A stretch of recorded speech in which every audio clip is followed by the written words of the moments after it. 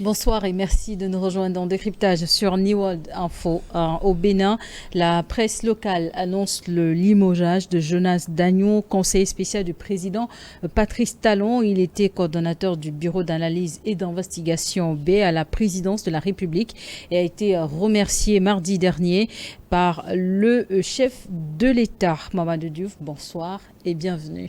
Merci. Bonsoir Charlotte. Qui est Jonas Dagnon? Ça, c'est la question qu'on se pose tout de suite. Je dirais qu'il fait partie des hommes de l'ombre au niveau du Bénin, mais bien qu'il faisait partie des hommes de l'ombre, puisqu'il ne l'est plus, les gens le connaissaient. Il semble que c'est quelqu'un de très travailleur, c'est un expert comptable qui a accompagné le président Patrice Talon depuis sa prise de pouvoir jusqu'à aujourd'hui.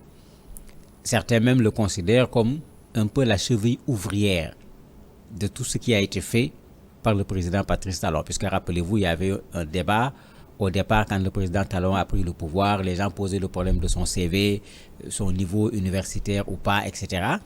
Bon, un président de la République peut avoir à côté de lui des gens pour faire ce travail d'un point de vue intellectuel. Et il semble être cette personne-là. Mais qu'il a fait tout en restant dans son rôle, c'est-à-dire sans porter ombrage au président de la République. Et Jonas Dagnon, donc, il est arrivé, il a été nommé depuis, il accompagne le président béninois Patrice Talon depuis son arrivée au pouvoir en 2016 en tant que conseiller, considéré également par les Béninois comme le numéro 2 du palais de la Marina. Il était à un poste quand même stratégique. Oui, il était à un poste plus que stratégique, puisque en principe, un conseiller doit savoir jouer son rôle. Mais il semble qu'il est très compliqué de conseiller les présidents. Je n'ai pas encore conseillé le président. J'ai eu la chance d'en rencontrer un certain nombre. Et il est également considéré comme un ami très intime au président Patrice Talon. Non seulement ami intime, c'est son cousin. Oui. Ils ont également des liens de famille. Mais la politique, c'est quelque chose, le pouvoir précisément, c'est quelque chose qu'on ne partage pas. C'est tout le problème. Et les numéros 2, c'est pourquoi vous voyez beaucoup de gens n'en veulent pas. Parce que naturellement, un numéro 2 a pour vocation de devenir un numéro 1. Un numéro 1. C'est ce qui est normal. Et c'est ça qui est logique. Un bon leader doit préparer plusieurs numéros 2 même qui peuvent devenir des numéros 1. Mais quand l'émergence du numéro 2 peut être considérée par le numéro 1 comme une gêne, au point que quand tu sors un peu la tête, on va te noyer dans l'océan pour qu'on ne voit plus même ton doigt parce que tu es en train de vouloir sortir la tête, ça pose énormément de problèmes. Et dans beaucoup de nos pays, on a eu ces gâchis, parce que moi j'appelle ça des gâchis, où vous avez des gens particulièrement compétents à côté d'un président de la République, mais qui doivent également être des patriotes. Un bon conseiller, il n'est pas toujours d'accord avec le président. Il doit passer son temps à ne pas être d'accord avec le président de la République. C'est ça un bon conseiller. C'est celui qui est en désaccord avec vous, qui vous l'exprime, qui donne ses arguments, qui vous donne une note pour vous expliquer, attention, la direction que vous êtes en train de prendre, soit sur le plan économique, soit en matière d'éducation, n'est pas la bonne en fonction de sa spécialité. Mais c'est ça le vrai conseiller. Mais quand il faut applaudir tout simplement, comme le disait un marabout sénégalais, mais prends mon gars là, il va aller applaudir. Il a dit non, il n'a pas les diplômes. Il dit au gars là, applaudis. Le gars applaudit. Il dit c'est ça, non? Il suffit de lui dire, lui demander. Et voilà. Et un conseiller, en fait, c'est ça. C'est quelqu'un qui, dans un domaine précis, a une certaine maîtrise de la chose, au point de pouvoir proposer au président de la République quelque chose de pertinent pour les populations, tout comme dire au président, cette chose qui est en train d'être envisagée n'est pas la bonne. On doit pouvoir contredire un président. Ce n'est pas une question de manque de respect ou de quoi que ce soit. C'est celui-là qui aime le président, c'est celui-là qui fait du bien pour le président, pas celui qui l'applaudit tout le temps au point de le laisser rentrer dans un trou. Et pour rallonger ces qualificatifs à Jonas Dagnon, il est également cité parmi les probables dauphins du président Patrice Talon. Mais comment les deux hommes aussi proches en sont arrivés à se séparer, à rompre leur collaboration? Qu'est-ce qui s'est passé? On n'a pas d'informations. Quand on regarde quand on lit les journaux béninois, quand on regarde sur les médias, le clash est là, c'est clair. Il y a une chose qui est constante, Il y a eu une rencontre lundi entre les deux. On considère que la rencontre a été une rencontre houleuse et que le clash est venu de cette rencontre. Qu'est-ce qui s'est dit? Je n'ai pas vu quelque part où on a donné une information claire là-dessus. Il y a beaucoup de supputations sur son éventuelle candidature. Puisque, comme on le sait, le président Talon est en train de faire son deuxième et dernier mandat. Il s'est engagé à ne pas faire un troisième mandat. Donc, en principe, la voie est libre, comme on dit. Celui qui veut être candidat peut être candidat. Mais comme ça se passe souvent en Afrique. Mais en même temps, est-ce que ça, ce n'est pas justement une intention qui lui est prêtée parce que c'est parti des réseaux sociaux où depuis quelques temps déjà, les Béninois ont même commencé à voir justement, à tomber sur des publications, des groupes, notamment WhatsApp, qui se seraient créés au nom de Jonas Dagnon qui serait intéressé, en tout cas, à embrasser aussi une carrière politique en tant que candidat. Intéressé ou pas, je ne sais pas. Ce que la presse béninoise relate, c'est qu'il y a un groupe d'amis à lui, il y a des fans qui sont en train de le pousser pour être candidat à la prochaine élection présidentielle. Et ce que vous dites dans les réseaux sociaux, c'est bien des personnes qui le font et vous avez des personnes identifiées qui ne se cachent pas, qui veulent qu'il soit candidat. Ben, c'est vrai qu'avec ce profil qu'on a décrit, il n'y a rien à dire sur le côté CV de la personne pour devenir président de la République. Sur le côté moral, je ne connais pas trop bien la personne pour pouvoir me prononcer. Maintenant, c'est ça que je disais, c'est ça le problème avec les numéros 2. Puisqu'on est en train d'éclipser le numéro 1. Et les présidents ne semblent pas aimer ça, mais il faut qu'ils le comprennent. Parce que quand tu arrives vers la fin de ton mandat, ceux qui étaient derrière toi parce qu'ils voulaient profiter de X ou de Y, quand il est évident que tu vas partir, tu ne sers plus à rien pour ces gens-là. Ceux qui avaient peur que tu leur retires la part de gâteau que tu leur as donné, ils savent que tu pars. Mais ils n'ont plus peur de ce président qui est en train de faire le reste de son mandat. Et c'est pourquoi, regardez, à chaque fois qu'un président arrive en fin de mandat, il n'est pas dans un parti organisé. Parce qu'avec Talon, n'oublions pas qu'il est arrivé comme candidat indépendant. Après, il y a eu une coalition autour de lui.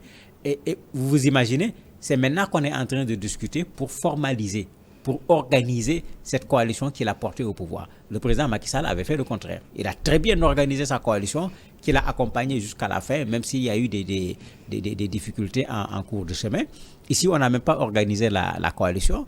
Donc, même qu'il va sortir de la coalition, s'il formalise la coalition, ça va être extrêmement compliqué. Mais il faut qu'on dise une chose, l'élection présidentielle est une élection à laquelle n'importe quel Béninois remplissant les conditions doit pouvoir être candidat. Qu'il soit conseiller numéro 2, numéro 3 ou pas du tout. Maintenant, l'essentiel, c'est que le jeu soit clair pour que la personne qui remplisse les conditions puisse déposer sa candidature, mais aux institutions qu'il faut maintenant de décider si la personne remplit les conditions pour que sa candidature soit validée ou pas. Jonas Dagnon, il dit depuis s'être exilé en France, cette information, est-ce qu'elle est vérifiée? Je ne peux pas pour le moment confirmer cette information, puisque vous savez, avec les réseaux sociaux, dès que les problèmes commencent, vous avez des gens qui ont l'écriture facile, qui se mettent à écrire sans se fonder sur un fait en tant que tel. Si on parle d'exil, il faut se poser la question, pourquoi il va s'exiler? Parce qu'il faut avoir une raison pour s'exiler. Il a tout simplement été limogé, il n'y a aucune poursuite judiciaire contre lui. Le limogeage n'est pas une raison suffisante pour s'exiler. Il peut aller en France peut-être pour prendre des vacances parce qu'il veut se reposer, parce qu'il a beaucoup travaillé. Oui. Ben, est-ce qu'aller se reposer en France, c'est un exil? Ce n'est pas la même chose. Donc, soyons encore prudents. Ce qui est clair, c'est que s'il s'agit d'un exil, ça veut dire que le clash a porté sur des questions qui ont été des questions importantes. Mais nous n'avons pas encore ces éléments.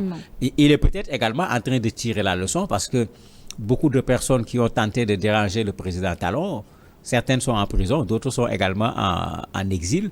Ils tirent peut-être cette leçon. Bon, mais on est dans des suppositions. Je crois qu'il faut attendre. On vient d'avoir une rupture entre deux personnes qui sont des hommes d'État. Je ne crois pas que ce sont eux qui vont s'épancher rapidement sur la situation. Il va falloir des investigations pour pouvoir savoir petit à petit où se trouve la source véritable du problème et jusqu'où ce divorce-là va. C'est en ce moment qu'on aura peut-être d'autres informations plus claires sur cette situation. Justement, parlant de prisonniers,